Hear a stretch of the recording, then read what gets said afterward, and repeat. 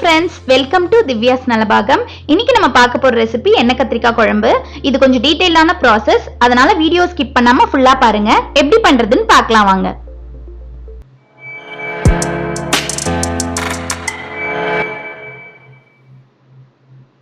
இப்போ நம்ம தாளிப்புக்கும் மசாலாக்கும் தேவையான பொருட்கள் என்னென்னன்னு பார்த்துடலாம்.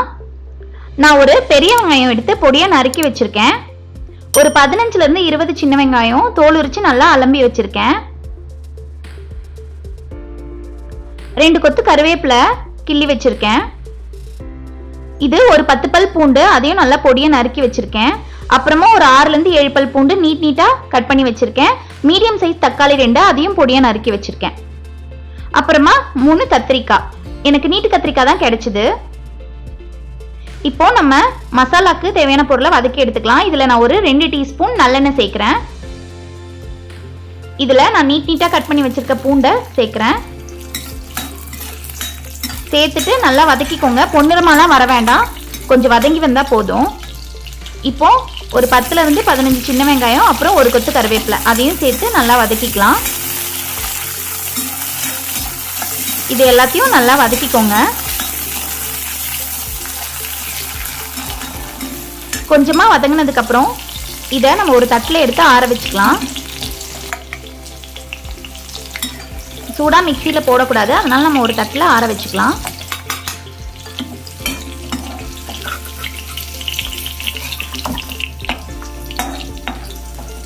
இது எல்லாத்தையும் எடுத்துட்டு இதே எண்ணெயிலேயே பாருங்க, இதே எண்ணெயிலே நம்ம இந்த மாதிரி கத்திரிக்காவை கொத்து கொத்தா கட் பண்ணி வச்சுக்கோங்க. எனக்கு குண்டு கத்திரிக்காய் கிடைக்கல, அதனால நான் நீட்டு கத்திரிக்காவே இந்த மாதிரி கொத்து கொத்தா கட் பண்ணி வச்சிருக்கேன். இதை நம்ம நல்லா இப்போ அதே எண்ணெயிலே நம்ம வதக்கி எடுத்துக்கலாம். இது நல்லா கத்திரிக்காயோட தோல்லாம் கலர் மாறி வரணும், அந்த அளவுக்கு நம்ம இதை நல்லா வதக்கி எடுக்கணும். இது ஒரு பக்கமா வதங்கிட்டு இருக்கட்டும், நம்ம மசாலாவை அரைச்சிட்டு வந்துடலாம். இப்போ வதக்கி வச்சிருந்ததெல்லாம் நல்லா ஆறிடுச்சு. இதை நம்ம மிக்சியில சேர்த்துக்கலாம். சேர்த்துட்டு அது கூடவே 1 டீஸ்பூன் சோம்பு, 1 டீஸ்பூன் சீரகம், 1/2 டீஸ்பூன் மிளகு, இது எல்லாத்தையும் சேர்த்து நல்லா கொரன்னு அரைச்சி எடுத்துக்கலாம். இப்போ நான் கொரன்னு அரைச்சி எடுத்துட்டேன். இது கூடவே 2 டீஸ்பூன் மிளகாய்த்தூள், தனி மிளகாய்த்தூள், அது கூடவே 4 டீஸ்பூன் தனியாத்தூள். 2 டீஸ்பூன் மிளகாய்த்தூளுக்கு 4 டீஸ்பூன் தனியாத்தூள் தான் அளவு. இதை சேர்த்துட்டு ஒரு 1/2 பிஞ்ச் மஞ்சத்தூள் சேர்த்து இந்த மாதிரி பேஸ்ட் மாதிரி அரைச்சி எடுத்துக்கோங்க.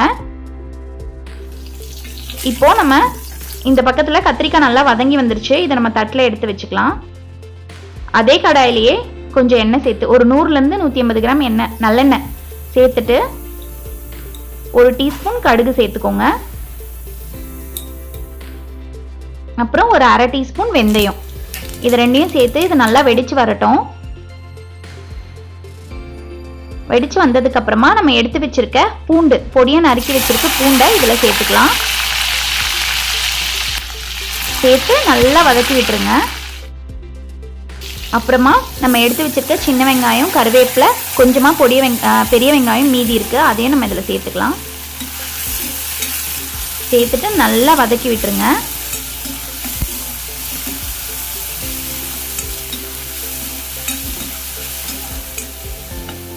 இந்த ஸ்டேஜில் நம்ம கொஞ்சம் உப்பு சேர்த்துக்கலாம். நான் ஒரு சின்ன டீஸ்பூனில் 1 டீஸ்பூன் உப்பு சேர்த்துக்கிறேன். உப்பு சேர்க்கும் போது இது சீக்கிரமாக வதங்கி வரும், அதனால நான் உப்பு சேர்க்குறேன். நம்ம மசாலாலையும் சின்ன வெங்காயம் சேர்த்துருக்கோம், இதுலேயும் சேர்த்துருக்கோம். சின்ன வெங்காயம் சேர்த்தா நல்லா டேஸ்ட்டாக வரும். இப்போ அது நல்லா வதங்கி வந்துருச்சு. வதங்கி வந்ததுக்கப்புறமா நம்ம பொடியாக நறுக்கி வச்சுருக்க தக்காளியும் இதில் சேர்த்துக்கலாம். சேர்த்துட்டு நல்லா வதக்கி விட்டுருங்க. சின்ன வெங்காயம் டேஸ்ட்டுக்காக மட்டும் இல்லாமல் அதில் நிறைய மருத்துவ குணம் இருக்குது, அதனால சின்ன வெங்காயம் சேர்க்கும் போது நம்ம ஆரோக்கியத்துக்கும் ரொம்ப நல்லது. இப்போ இது நல்லா வதங்கி வரட்டும். நம்ம ஒரு 5 நிமிஷம் லிட்டு போட்டு மூடி வச்சுக்கலாம். இப்போ நம்ம திறந்து பார்க்கலாம். இப்போ பாருங்க, நம்மளோட தக்காளி வெங்காயம்லாம் நல்லா சாஃப்டா வதங்கி வந்துருச்சு. இந்த அளவுக்கு நல்லா சாஃப்டா வதங்கி வரணும், அப்பதான் நம்ம மசாலாவை சேர்க்கும் போது கரெக்டா இருக்கும். இப்போ இந்த ஸ்டேஜ்ல நம்ம அரைச்சு வச்சிருக்க மசாலாவை நம்ம இதுல சேர்த்துக்கலாம்.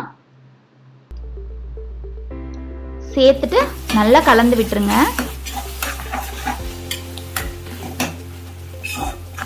நல்லா எல்லா பக்கமும் தக்காளி வெங்காயம்லாம் சேர்ற மாதிரி ஒன்று போல் கலந்து விட்டுருங்க.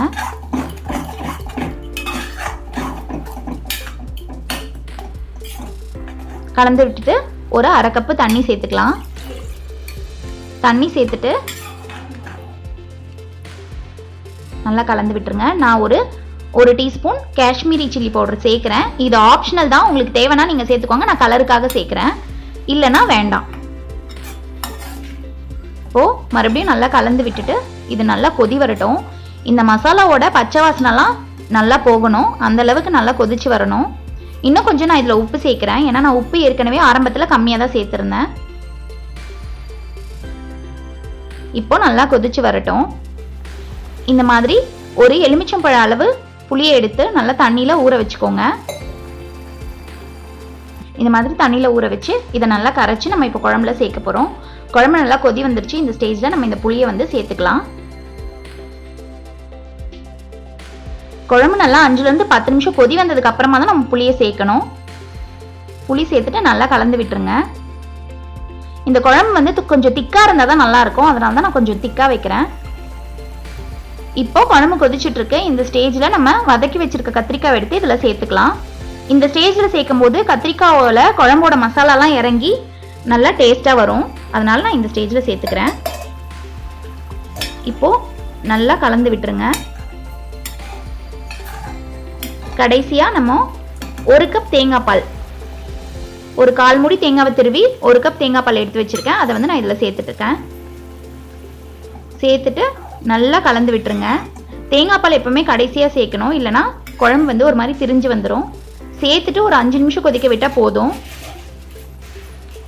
இந்த மாதிரி ஒரு கொதி வந்ததுக்கு அப்புறமா ஒரு கொத்து கருவேப்பிலையை மேலாப்பில் தூவி விட்டுருங்க. அதுக்கப்புறமா ஒரு டீஸ்பூன் நல்லெண்ணெய் சேர்த்துக்கலாம். நான் சின்ன டீஸ்பூனாக இருக்கிறதுனால 4 டீஸ்பூனாக சேர்க்குறேன். நீங்கள் 1 டீஸ்பூன் நல்லெண்ணெய் சேர்த்துக்கோங்க இந்த ஸ்டேஜில். இப்போ நம்மளோட எண்ணெய் கத்திரிக்காய் குழம்பு தயாராகிடுச்சு. இப்போ இந்த குழம்ப நான் ஒரு பவுலில் ட்ரான்ஸ்ஃபர் பண்ணிக்க போகிறேன்.